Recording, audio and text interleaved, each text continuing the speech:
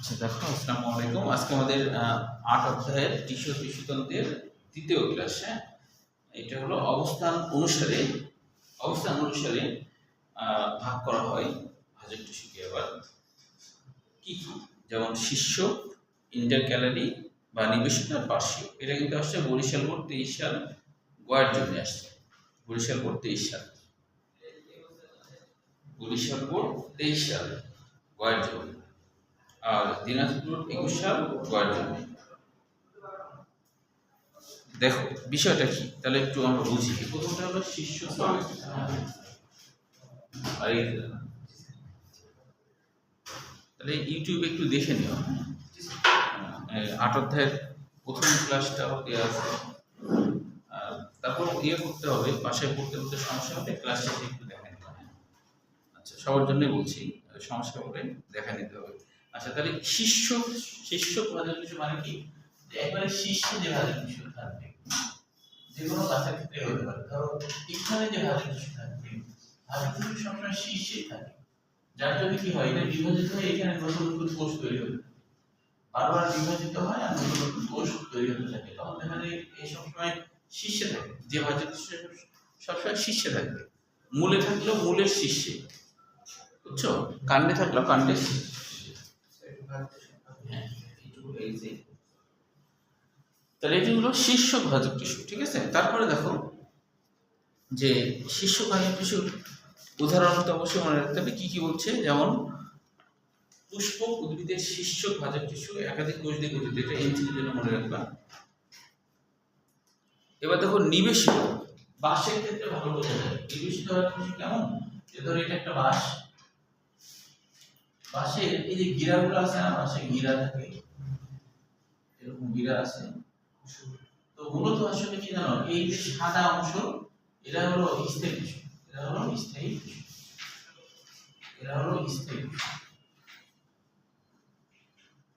সাদা অংশগুলো স্থায়ী টিস্যু। আর এই যে কালো অংশ দেখছো না, যেগুলোকে পর্ব বলা হয়, এগুলোই কিন্তু আসলে ভাজক টিস্যু। এগুলো হলো ভাজক টিস্যু। তো তার মানে স্থায়ী টিস্যুর মাঝে, দুই স্থায়ী টিস্যুর মাঝে তাই নিবেশিত, বুঝতে পারছো? ভাজক টিস্যু পরে তো প্রাইমারি টিস্যুটা পূর্ণ হচ্ছে। হ্যাঁ, আমার মনে হচ্ছে ভ্রূণ স্তর থেকে প্রাইমারি টিস্যু কেন এটা, তাই না? মানে ব্যাপারটা হলো যে প্রথম যখন আর কি একটা ভ্রূণ, ধরো ভ্রূণে যখন এই যে লাস্টে যে কোষগুলো আছে, এটাকে আমরা কি বলি, প্রারম্ভিক, মানে শুরুর দিককার ভাজক টিস্যু। প্রথম এটা বিভাজিত হয়ে যে কোষ তৈরি করলো তার নাম হলো প্রাইমারি, তাই না? এটার নাম হলো প্রাইমারি, তাহলে ভ্রূণ অবস্থায় আগাতে যে কোষ থাকে তার নাম প্রারম্ভিক,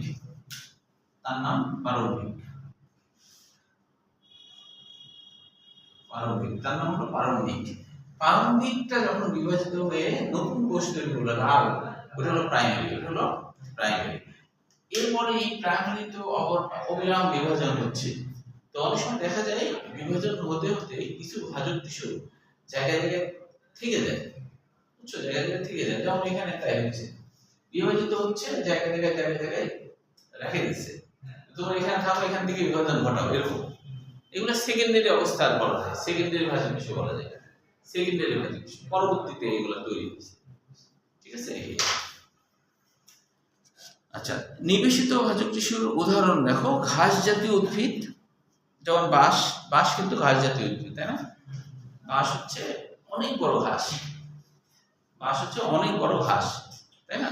এই যে তারপরে দেখো যে আমরা ধরো এমন কোনো গ্রহে চলে গেলাম, যে গ্রহে খালি হচ্ছে বাঁশের মতো ঘাস গোটা চলে, তাহলে যেমন আমাদের লাগবে, ফিল হবে যেমন, এমন গ্রহে গেছি যে ওরা ছোটবেলায় ইয়েতে কার্টুন বা বিভিন্ন কিছু, হ্যাঁ, দেখতাম যে অন্য গ্রহে গেছে, তো ওই গ্রহে তোমার আম হচ্ছে যে বিশাল বড়, এত বড় আম, মানুষের থেকে কত গুণ বড়, আর মানুষের পোয়ার মতো। দেখুন হাঁটতেও পারে স্যার, হ্যাঁ, হাঁটতেও পারে, আবার আবার হাঁটতেও পারে, হ্যাঁ। তো মানে এগুলো আর কি তো এরকম তো হতে পারে যে আল্লাহ কিন্তু কোরআনে বলছে যে আমি বহু সংখ্যক আকাশমণ্ডলী সৃষ্টি করেছি এবং বহু সংখ্যক পৃথিবী সৃষ্টি করেছি। তার মানে বহু সংখ্যক পৃথিবী আছে, এরকম পৃথিবীর মতো আরো অনেক পৃথিবী আছে, বুঝছো? যেহেতু এটা আল্লাহ বলছে বহু সংখ্যক পৃথিবী সৃষ্টি করেছি, এরকম পৃথিবীর মতো আরো অনেক পৃথিবী আছে। সেখানে হয়তো এরকম থাকতে পারে বড় বড় আমগুলো হয়তো ওরকম বড় সাইজের, তাই কি না? ফাঁকায় পড়ে আছে হয়তো, এখন কেউ যায়নি, কখনো গেলে ওখানে। কারণ এই পৃথিবীতে যেমন এত কিছু আছে, তাহলে এই হাজার হাজার কোটি নক্ষত্রের গ্রহ আছে, সেখানে যে থাকবে না, তাই না? থাকতে যেতে পারে, যেতে পারলে তো ভালোই হয় না? তাহলে তোমাদের দেখা যাচ্ছে যে সফরে, এখন বললাম যে সফরে যাবো ইয়েতে হ্যাঁ চাঁদে বা মঙ্গল গ্রহে বা যেখানে আছে এরকম যাবো, তাহলে তো ভালোই হয়। হ্যাঁ হ্যাঁ হ্যাঁ 1200 টাকায় এতে চলে যাবো দূর দূরত্বে, মানে তখন খরচ ধরো আলোর গতিতে যাওয়া যায়, এরকম আলোর গতিতে যাওয়া যায়, এরকম যদি আবিষ্কার হয় তাহলে। আচ্ছা, তো পাইন হর্স স্টে কেন? যে ঘোড়ার লেজের মতো এদের যে পুষ্পমঞ্জরি হয়, সেটা দেখতে ঘোড়ার লেজের মতো, এই জন্য নাম হলো হর্স টেল। প্রভৃতি উদ্ভিদের পত্রমূল।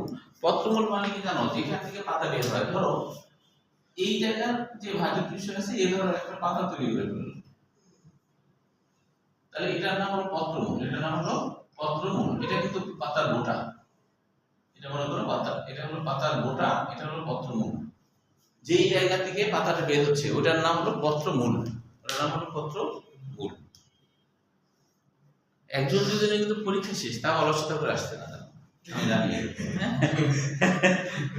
ওই পরীক্ষার ওই অজুহাত দিয়ে চালাচ্ছে আর কি। আচ্ছা, তাহলে এটা হলো পত্রমূল। এরপরে দেখো মধ্য পর্বের গোড়ায়। মধ্য পর্ব কোনটা জানো? যে এগুলো তো পর্ব, এর মাঝে যেটুকু আছে এটা হলো মধ্য পর্ব, এই মাঝের গুলাই হলো মধ্য পর্ব। মানে হ্যাঁ, স্থায়ী টিস্যুগুলো মধ্য পর্ব, স্থায়ী টিস্যুগুলো মধ্য পর্ব, বুঝছো? এটা হলো মধ্য পর্বের গোড়ায় যখন বলছে, তখন তো এই গোড়াটা মধ্য পর্ব, তাহলে ঠিক গোড়ার দিকে, ঠিক গোড়ার দিকে এই জায়গায় দুটি নিবেশিত মানে ভাজক টিস্যু মাঝখানে অবস্থিত। হ্যাঁ সেটাই, দুটো নিবেশিত মাঝে একটা। আচ্ছা, তারপর হচ্ছে পর্বসন্ধিতে। পর্বসন্ধি মানে এগুলো হলো পর্বসন্ধি, এই সবগুলো হলো কি পর্বসন্ধি, এগুলো হলো গিরাগুলা পর্বসন্ধি। ফুলের বোটাই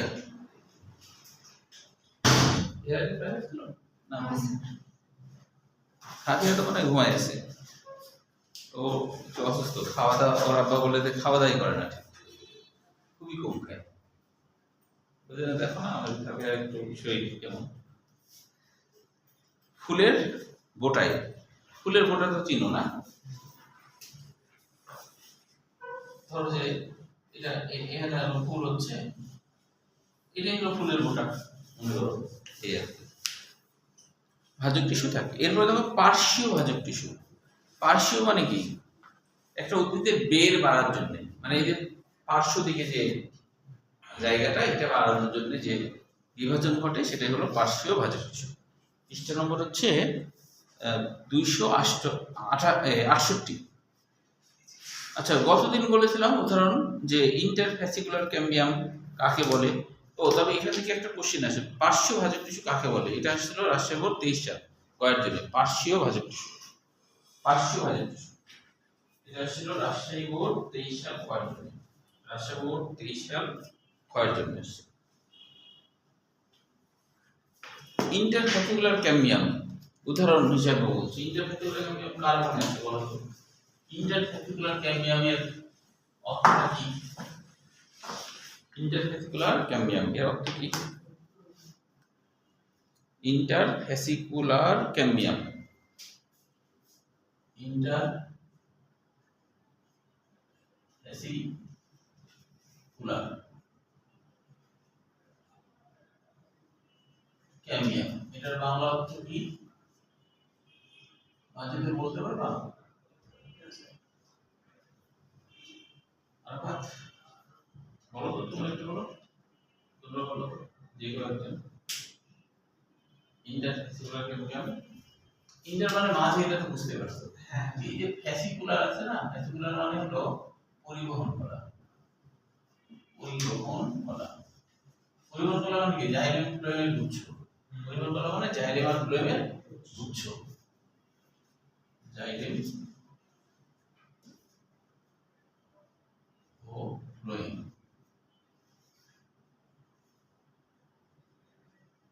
ফ্লোয়েমের গুচ্ছ।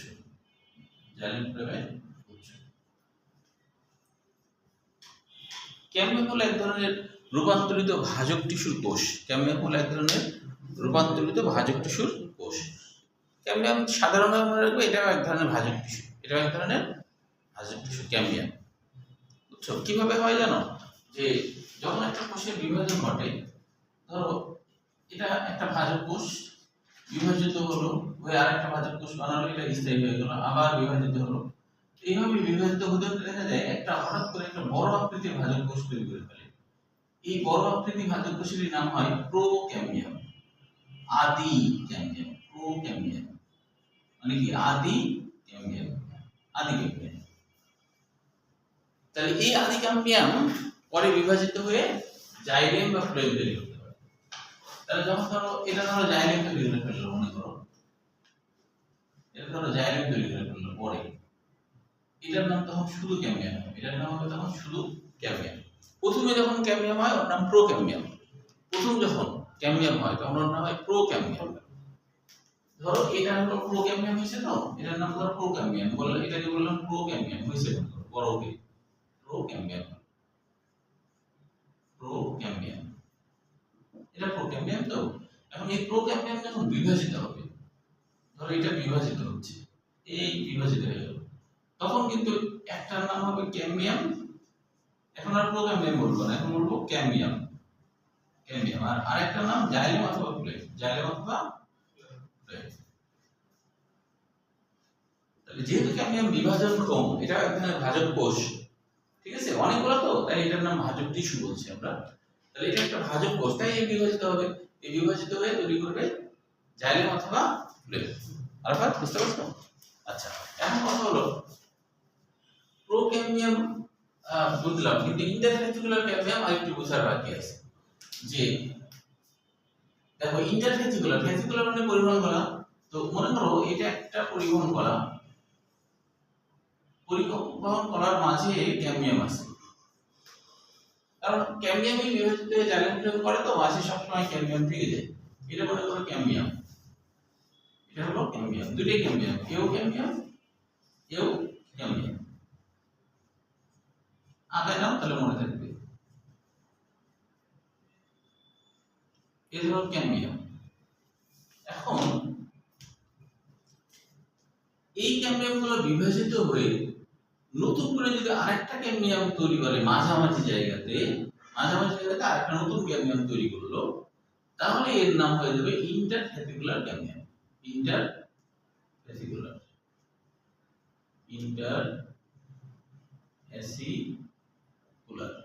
Interventricular cambium. দেখো, কারণ দুইটা ভেসিকুলার মানে কি বললাম? পরিবহন কলা বললাম না? তো দুই পরিবহন কলার মাঝে আবার নতুন একটা ভাজক কোষ তৈরি হলো, এর নাম ইন্টারভেন্ট্রিকুলার ক্যামিয়াম। একে নিলে মনে থাকবে, একে না নিলে পরে ভুলে যাবে।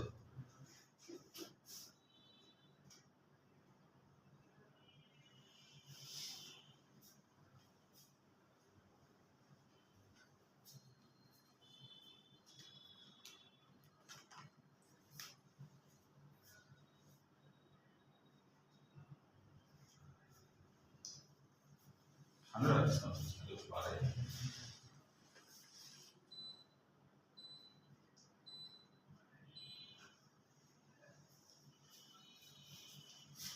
বুঝছে বুঝছে না?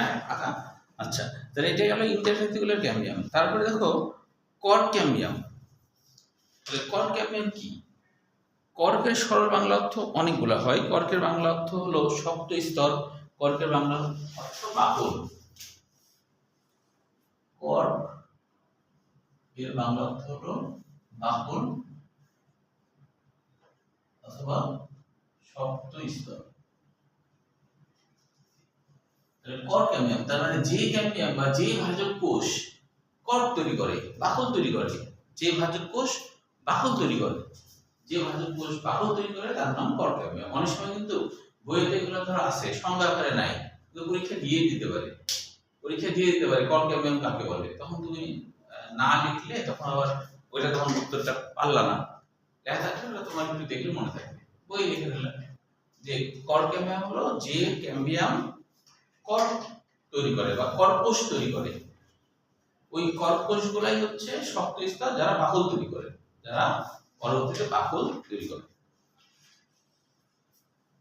তাহলে যে ক্যাম্বিয়াম গুলো বাকল তৈরি করে তাকে বলা হয় কর্কোষ বা কর্ক ক্যাম্বিয়াম। বুঝতে পারলে?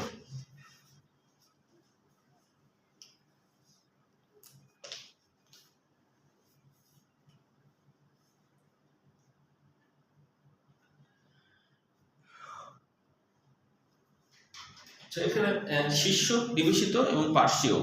আজকাল কিন্তু ইয়েগুলো দিচ্ছে, আজকাল কিন্তু পার্থক্যগুলো বোর্ড পরীক্ষায় দেয়, এই জন্য পার্থক্যগুলো সৃজনশীল হিসেবে করে রাখা ভালো। এবার দেখো কোষ বিভাজন অনুসারে,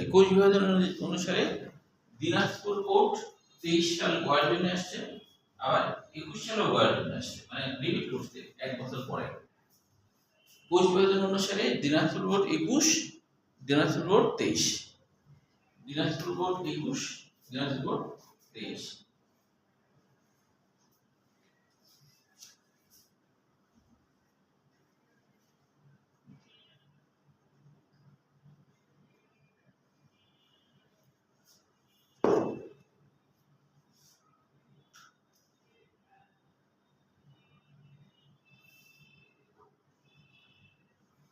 বুঝছে দেখা?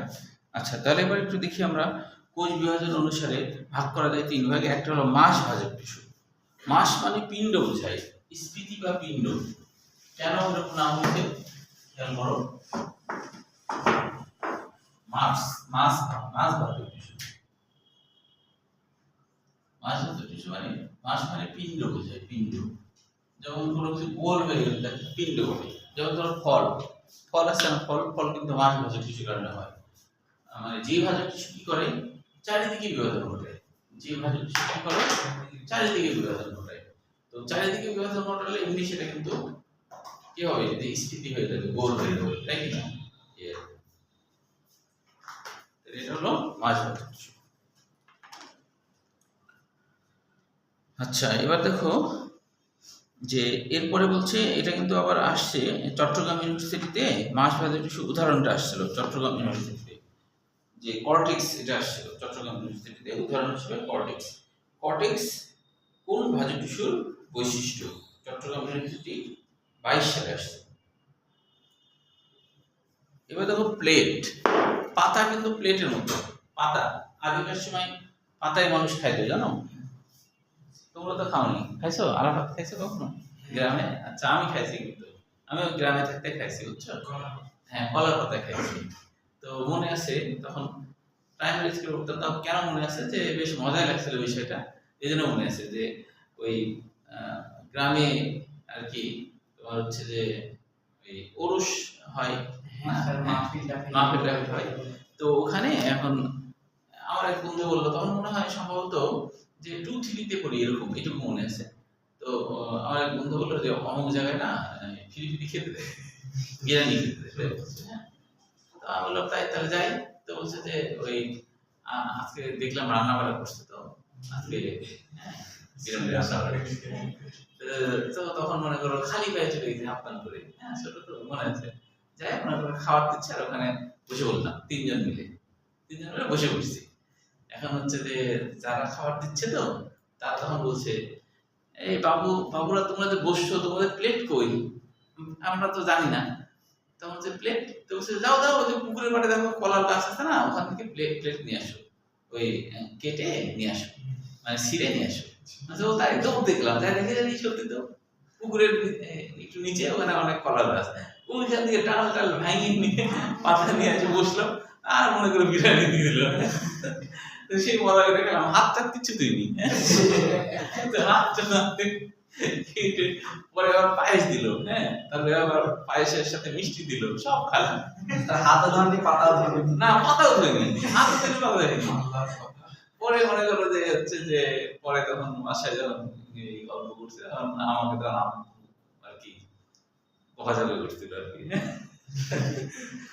বলছে যে এইখানে তো যারা দূর থেকে আসছে তাদের জন্যই তো খাওয়া, তুমি তো এখানে থাকো, তুমি আবার হলো হাত ধোয়া নাই কিছু নাই এইসব করে। তো কিন্তু খুব মজা লাগছিল মানে আর কি এরকম। তো ওইটা আগে এরকম পাতায় পাতায় আর কি প্লেট হিসেবে হতো। তাহলে প্লেট কেন জানো? প্লেটের ক্ষেত্রে কি হয়, চারিদিকে বিভাজন ঘটে না, প্লেটের ক্ষেত্রে দুই দিকে বিভাজন ঘটে।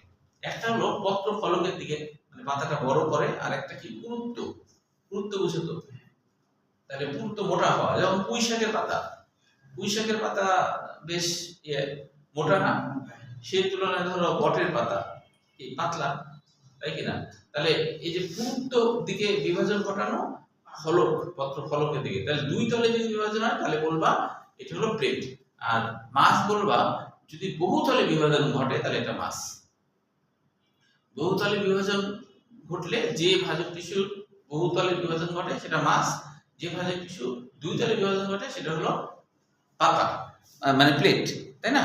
এই এরপরে দেখো রিব ভাজক টিস্যু, উদাহরণগুলো অবশ্যই করতে হবে সবগুলো। রিব ভাজক টিস্যু, রিব, রিব কথাটার বাংলা অর্থ পাশ থেকে বের হয় এমন কিছু। রিব কথাটার বাংলা অর্থ হলো, রিবের কিন্তু অনেক বাংলা, একটা বাংলা কিন্তু বাঁকানো অস্থি হয়, আর একটা বাংলা অর্থ হলো যা পাশ থেকে বের হয়, যা পাশ থেকে বের হয়, এটাকে রিব বলে। আবার আরেকটা বাংলা হলো রিব মানে বাঁকানো অস্থি। যেমন ধরো এই জিনিসগুলোকে রিব বলে না, এটা পাশ থেকে বের হয়েছে, এর পাশ থেকে বের হয়েছে, ওই পাশ থেকে বের হয়েছে, এটা একটা রিব, দুই পাশ থেকে বের হয়েছে, এর নাম রিব। আর আরেকটা বাংলা তো রিব মানে বাঁকানো অস্থি, দেখো বাঁকানো না, এটা বাঁকানো, তাই এর নাম বাঁকানো অস্থিও বলা হয়। তো রিব ভাজক টিস্যু এক তলে, যেমন ধরো যে কোনো গাছের কাণ্ডে এরকম মজ্জা থাকে, মজ্জা হলো প্যারেনকাইমা জাতীয় কোষ, বুঝছো? মজ্জা প্যারেনকাইমা দিয়ে গঠিত। প্যারেনকাইমার বাংলা অর্থ কি বলো তো? প্যারেনকাইমার বাংলা অর্থ কি? প্যারেনকাইমার বাংলা অর্থ, প্যারেনকাইমার বাংলা অর্থ সবচেয়ে ভিতরের কোষ, সবচেয়ে ভিতরের কোষ। প্যারেনকাইমা কখনো বাইরে তুমি পাবা না, একবারে বাইরের দিকে তুমি প্যারেনকাইমাকে পাবা না, মানে বাইরে বলতে বাকলটা বল ওইদিকে থাকে না প্যারেনকাইমা, বুঝছো? হাইপোডার্মিসের নিচে থাকে, বাইরে কোনোদিনও কোনো উদ্ভিদের বাইরে প্যারেনকাইমা থাকবে না।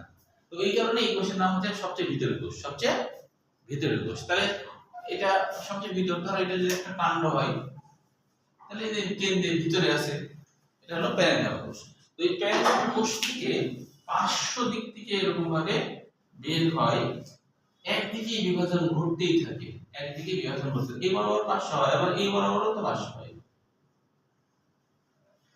এবার পার্শ্ব, এরকম ভাবে এক স্তরে বিভাজন ঘটে, এই জিনিসগুলা তৈরি হয়, এটাকে বলা হয় মজ্জারসি।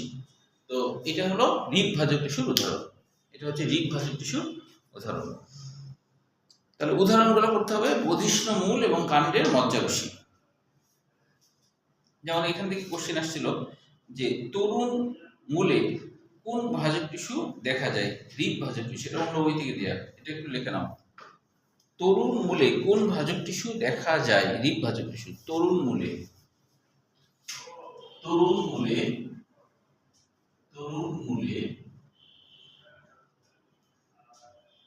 কোন ভাজক টিস্যু দেখা যায়? কোন ভাজক টিস্যু দেখা যায়? উত্তর হলো রিব ভাজক টিস্যু, এটা আসছে,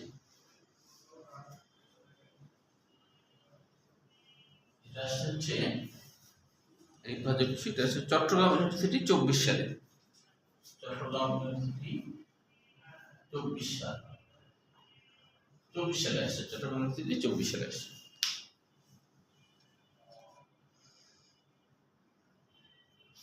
আচ্ছা এবার দেখো কাজ অনুসারে, ও এটা আসছে, এটা বোর্ড পরীক্ষায় আসছে, বোর্ড পরীক্ষায় রিব ভাজক টিস্যু কাকে বলে, এটা আসছিল কুমিল্লা বোর্ড 17 সাল ক্ষয়ের জন্য। রিব ভাজক টিস্যু কাকে বলে কুমিল্লা বোর্ড, এগুলো কিন্তু সংজ্ঞা সহ মুখস্থ করবে, অনেক সময় সংজ্ঞাই বেশি গুরুত্বপূর্ণ হয়ে যায়, ঠিক আছে? এগুলো সব সংজ্ঞাগুলো মুখস্থ করা হবে। আচ্ছা এরপরে দেখো কাজ অনুসারে ভাজক টিস্যুকে 3 ভাগে ভাগ করা হয়, কাজ অনুসারে। হচ্ছে যে কোটোডাম, মানে যারা আসলে আদি ত্বক তৈরি করে, প্রথম অবস্থায় ত্বক তৈরি করে তাকে বলে কোটোডাম। একটা কচি কাণ্ড হলেও তার বাইরের দিকে ত্বক থাকে, মূল হলেও তার বাইরের দিকে ত্বক থাকে, তাই প্রাথমিক অবস্থায় যে ত্বক তৈরি করে সেটাই হলো প্রোটোডাম। প্রোটোডাম এর উদাহরণটা আসছিল রাজশাহী ইউনিভার্সিটি 21 সালে, রাজশাহী ইউনিভার্সিটি 21 সালে।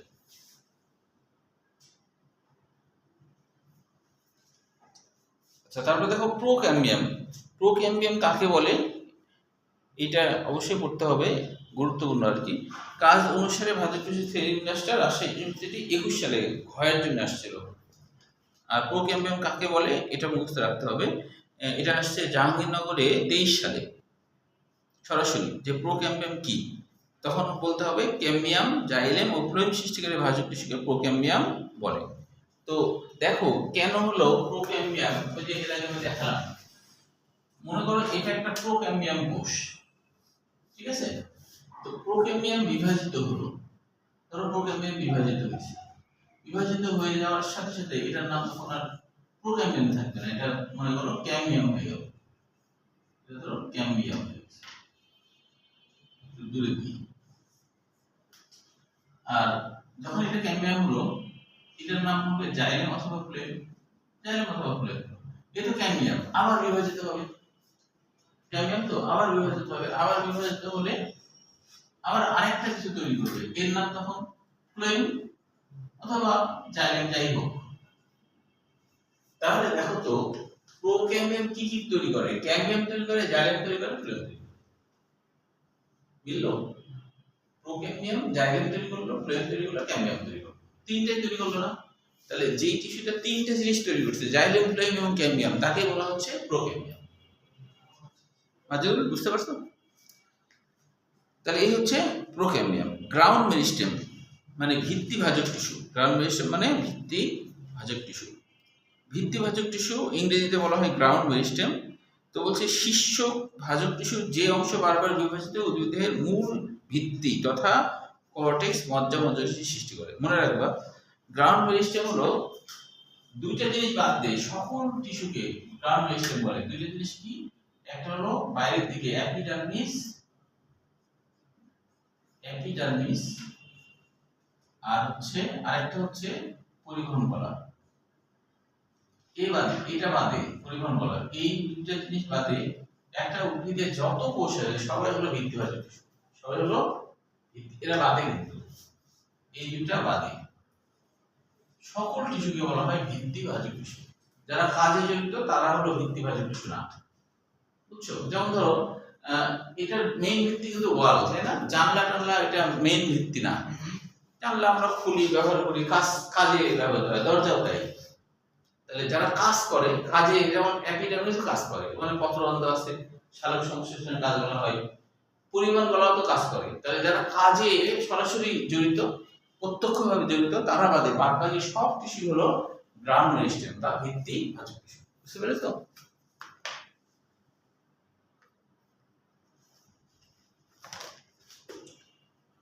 এই যে শখটা আছে না ভাজক টিস্যুর প্রকারভেদ, এই শখটা কিন্তু কুমিল্লা বোর্ড 23 সালে শুধু শখ আসছিল। কতটুকু লিখতে হবে দেখো, এই প্রথম উপরে লিখবো, এইটুকু লিখতে হবে, বুঝছো? শুধু এই উপরের অংশটা, নিচের অংশ না। তাহলে গোটা শখটাই আসছিল এবং ভয়ের জন্য আসছিল, ভয়ের জন্য। কুমিল্লা বোর্ড 23 সাল ভয়ের জন্য শুধু শখটা দিয়ে দিলেই ফুল মার্ক। শখ দিয়ে দেবা। অনেক সময় তুমি যদি এইভাবে লিখতে না পারো, ধরো তুমি এইভাবে লিখতে পারছো না, তাহলে এইভাবে লিখলে তোমার জায়গা আসবে না, মনে হচ্ছে এইভাবে লিখলে তোমার জায়গা আসবে না, তুমি এইভাবে ঘুরায় লিখতে পারো, তাহলে কোনো সমস্যা নেই। এই ঘুরায় তুমি এইভাবে লিখবে শখটা করার জন্য, বুঝতে পারছো? তাহলেও হবে। তাহলে এই শখটা গোটাটাই হলো সৃজনশীলের জন্যই আসছিল, কাজে এটা ভালো করে করতে হবে। এখান থেকে দেখো ডেন্টালে একটা কোশ্চেন আসছিল, যদিও 8 অধ্যায় থেকে মেডিকেল এবং ডেন্টালে খুবই কম কোশ্চেন আসছে, বিশ্ববিদ্যালয়ে কম আসছে। এর কারণটা হলো যে মেডিকেলে কম আসার কারণ হলো মেডিকেলের সাথে 8 অধ্যায়টা রিলেটেড না। মানে ধরো এই উদ্ভিদের এই অংশের সাথে কি কোনোভাবে রিলেটেড, মেডিকেলে কি উদ্ভিদ টিস্যু এটা জানা দরকার আছে, ওই জন্য এই অধ্যায় থেকে কোশ্চেন আনে। মেডিকেলে মনে রাখবা কোশ্চেন সবসময় হয় কোথা থেকে, যেটা হলো মেডিকেলে পড়ানো হয় মেডিকেল রিলেটেড। যেমন ধরো যে ভাইরাস ব্যাকটেরিয়া ম্যালেরিয়া পড়ে যাবে, এটা মেডিকেল রিলেটেড, বুঝছো? সেই কারণে এটা বেশি পরীক্ষায় আসে উদ্ভিদের মধ্যে, বুঝছো? আর সেকেন্ড পার্টি সব থেকে বেশি আসে মানব দেহের অধ্যায়গুলো থেকে, পরিপাক, শোষণ, রক্ত সংবহন, বুঝতে পারছো? তাহলে কেন আসে? কারণ ওগুলোর সাথে মেডিকেল রিলেটেড না, কঙ্কাল দেহ, এগুলা কি মেডিকেল রিলেটেড, এগুলা থেকে প্রচুর কোশ্চেন হয় মেডিকেলের বিষয়ে। তাহলে তোমাকে কোন পড়তে হবে মেডিকেলের জন্য, কোনটা যেটা হচ্ছে যেমন 8 অধ্যায় মেডিকেলের জন্য গুরুত্বপূর্ণ না, কারণ এটার সাথে কোনো রিলেটেড নাই, কোনোভাবে রিলেটেড নাই। হ্যাঁ, এই জন্য একেবারে যে আসেনি তা না, কিন্তু কম আসছে, অনেক কম আসছে, বুঝতে পারছো? যেমন দেখো এখানে একটা কোশ্চেন আসছে ডেন্টালে, উদ্ভিদের কাণ্ডের পরিধি বৃদ্ধির জন্য কোন টিস্যু দায়ী? উদ্ভিদের কাণ্ডের, এটা লিখে নিতে হবে, সরাসরি নয় তো। উদ্ভিদের কাণ্ডের পরিধি বৃদ্ধির জন্য, উদ্ভিদের কাণ্ডের পরিধি বৃদ্ধির জন্য, উদ্ভিদের কাণ্ডের পরিধি বৃদ্ধির জন্য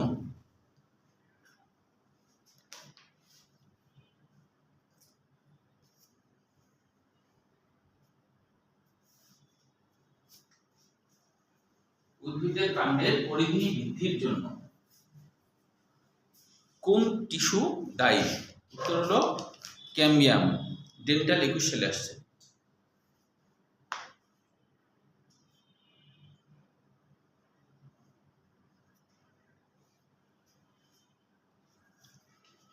বুঝছো? আচ্ছা, এখান থেকে বোর্ড পরীক্ষায় একটা কোশ্চেন আসছিল, ক্যাম্বিয়াম কি, মানে ক্যাম্বিয়াম কাকে বলে, এটা আসছিল কুমিল্লা বোর্ড 23 সাল, আর হচ্ছে এছাড়া চট্টগ্রাম বোর্ড 17 সাল।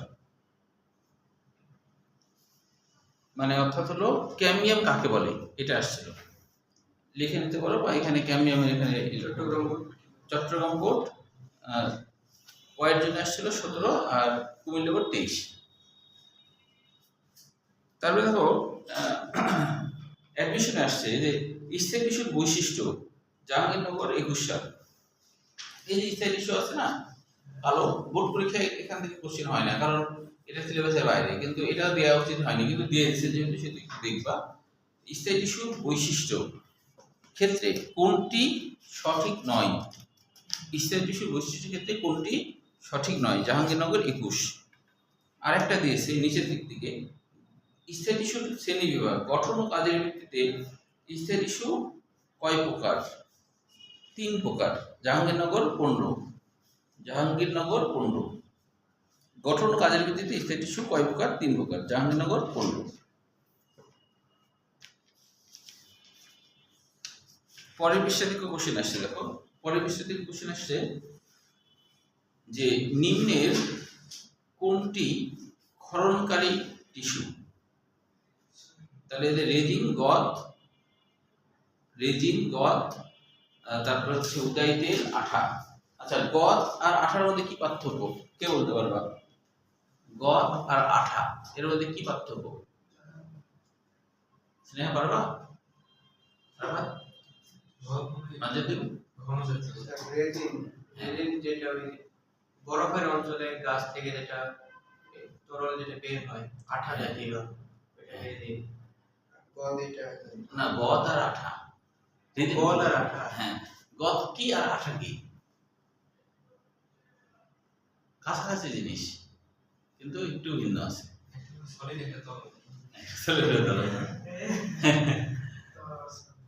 যেমন ধরো আমি যদি বলি পানি আর বরফ দুটো কি আলাদা মনে হচ্ছে, তাই না? একটা হলো শক্ত অবস্থার, একটা সফট, না?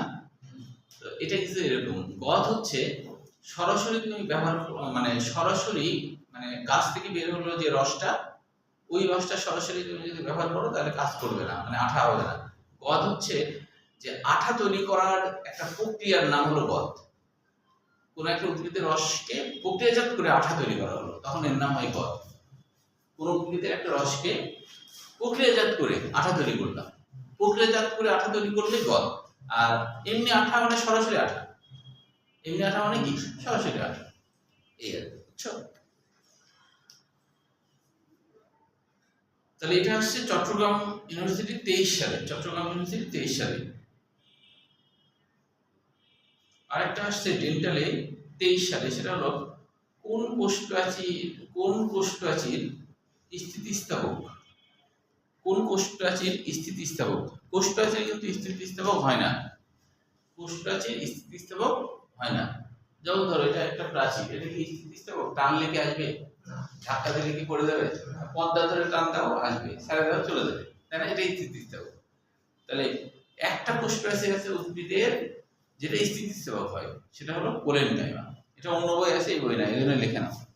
কোলেনকাইমার যে কোষ প্রাচীর আছে, কোলেনকাইমার যে কোষ প্রাচীর আছে ওটা স্থিতিস্থাপক। কোলেনকাইমার যে কোষ প্রাচীর আছে ওটা স্থিতিস্থাপক।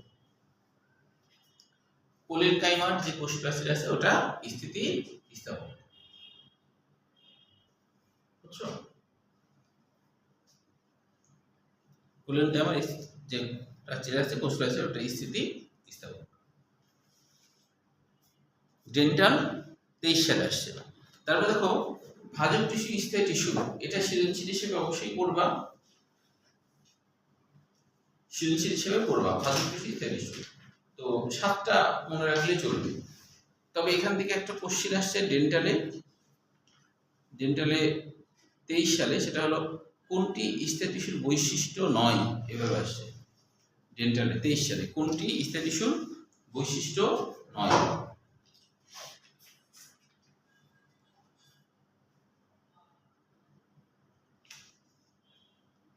আচ্ছা, আরেকটা কোশ্চেন আসছে, লিখে রাখো, পোটোডাম কাকে বলে? ঢাকা বোর্ডে আসছে 23 সালে কয়ের জন্য। পোটোডাম কাকে বলে? বই সরাসরি পোটোডাম কাকে বলে লেখা নাই, সেজন্য একটু নোট করে নাও। পোটোডাম কাকে বলে? যে ভাজক টিস্যুর কোষসমূহ উদ্ভিদের ত্বক সৃষ্টি করে, পোটোডাম। পোটোডাম, হ্যাঁ, নাম মানে ত্বক। যে ভাজক টিস্যুর কোষগুলো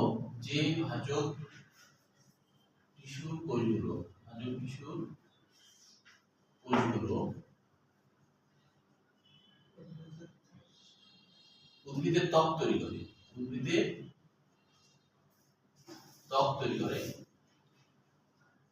করে তাকেই পোটোডাম বলে। এটা আসছে কবে? এটা আসছে হলো ঢাকা বোর্ডে 23 সাল কয়ের জন্য। ঢাকা বোর্ড 23 সাল কয়ের জন্য আসছে। ঢাকা বোর্ড 23 সাল কয়ের জন্য আসছে। আচ্ছা, এটা যেহেতু টিস্যু তন্ত্র নতুন টপিকস, এটা তাহলে আগামী দিন পড়াই। তবে আশা করা যায় আর 2 দিনে এটা শেষ করা যাবে। তবে পরীক্ষা শেষ না হলে